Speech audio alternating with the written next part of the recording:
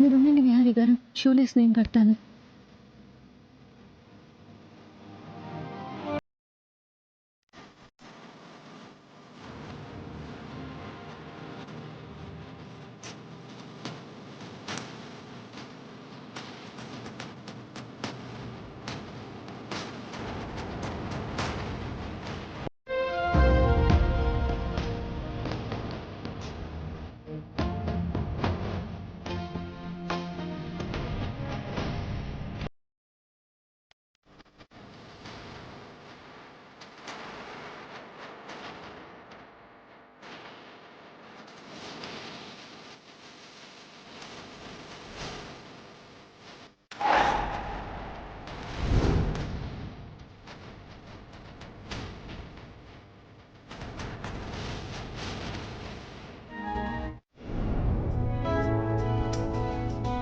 అమ్మగారు కాఫీ.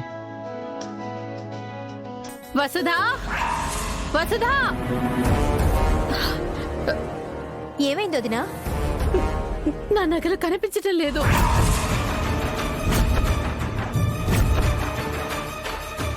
నగలు పోవడం ఏంటి వదినా?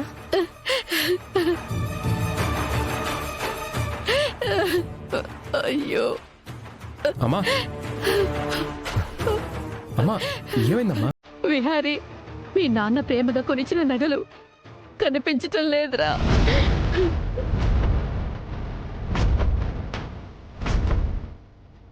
బీర్వాలో లాకర్లో పెడతావు కదా, అంత సీక్రెట్ గా ఉన్న నగలు ఎలా కనపడకుండా పోతాయి? అవి లాకర్లో పెట్టలేదు వదిన.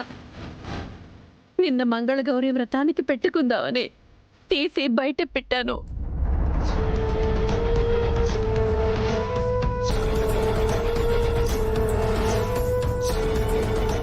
అత్తయ్య, మీరు బాధపడకండి అత్తయ్య. అన్న ఇచ్చిన బంగారాన్ని అంత నిర్లక్ష్యంగా ఎలా బయటే ఉంచావు వదినా? బయట సెక్యూరిటీ ఉంటాడు, కాలనీ సెక్యూరిటీ కూడా ఉంటాడు. ఇంతమంది ఉండగా దొంగ ఎలా వచ్చాడు?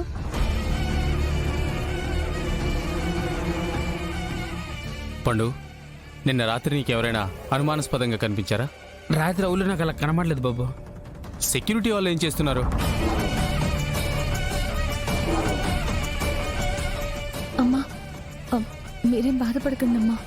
ఆయన గుర్తుగా మిగిలిన జ్ఞాపకాలవి, వాటిని పోగొట్టుకున్నాను. నిజంగా నేను దురదృష్టవంతురాలినే. అమ్మా, నువ్వు బాధపడకమ్మా. ఏంటోరా, మీ నాన్నని నేను కాపాడుకోలేకపోయాను. ఆయన చాలా ప్రేమగా కొనిచ్చిన నగలను కూడా నేను కాపాడుకోలేకపోయాను. బావా, ఎలాగైనా అత్తయ్య నగలు తిరిగి రికవరీ చేయాలి. రేపండు సీసీటీవీ ఫుటేజ్ మొత్తం తీసుకురా, మొత్తం చెక్ చేద్దాం. బాబు, సీసీటీవీలో చిన్న రిపేర్ ఉండి సరిగ్గా పనిచేయట్లేదు బాబు. చిన్న రిపేర్ ఉంటే వెంటనే చేయించచ్చు కదా. ఇప్పుడు ఆ దొంగను ఎలా పట్టుకోవడం?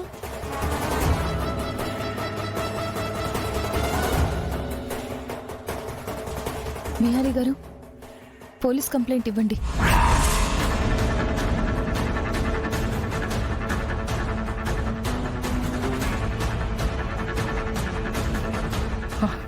పోలీస్ కంప్లైంట్ ఇస్తే నేను అడ్డంగా బుక్ అయిపోతాను.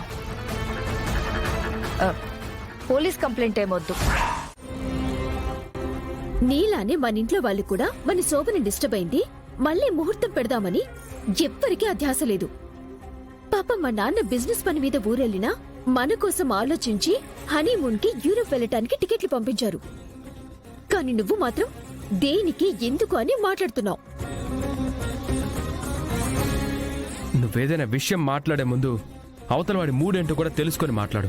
నువ్వెప్పుడు ఇలా ముభావంగానే ఉంటుంటే నీ మూడ్ చూసి మాట్లాడాలంటే నేను నీ పక్కన జీవితాంతం నోరు మూసుకొని ఉండాలేమో. సరే, ఉంటాను కాని మన పెళ్ళైన తర్వాత నీ భార్య కోసం నువ్వు ఏం చేసావు చెప్పు బావా. నేను సంతోషపడేలా పలానా పని చేశానని ఒక్క పని చెప్పు బావా. ఇదిగో, ఏమైనా అడిగితే మౌనమే నీ సమాధానం. సహస్రా, అసలు మన పెళ్ళే విహారీ, రండి. మీ ఇద్దరూ ఏదో మాట్లాడుతుంటే మధ్యలో వచ్చినట్టున్నాను. మామూలుగానే మాట్లాడుతున్నాం బాబాయ్. విహరి, మన మేనేజర్ వచ్చారు. నీ పేరు మీద అర్జెంటుగా ఏవో సంతకాలు కావాలంట.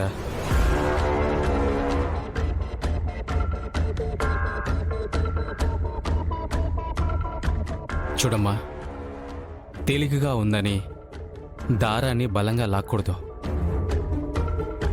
దేని గురించి బాబాయ్ మాట్లాడుతున్నారు? నేను దేని గురించి ఆ మాట అన్నానో నీకు తెలుసమ్మా. ఎందుకు ఆ మాట అన్నానంటే, మనిషికి మనిషికి మధ్య బంధాలు పైకి కనపడిన దారం పోగులా అల్లుకొని ఉంటాయి. అవి మన మాటలు ప్రవర్తనను బట్టి దృఢంగా మారడం లేదా పలచబడి తెగిపోవడం అనేది జరుగుతూ ఉంటుంది. అందుకే అర్థం చేసుకునే మనసుంటే అందంగా ఉంటుంది. ఇదిగో మావయ్య.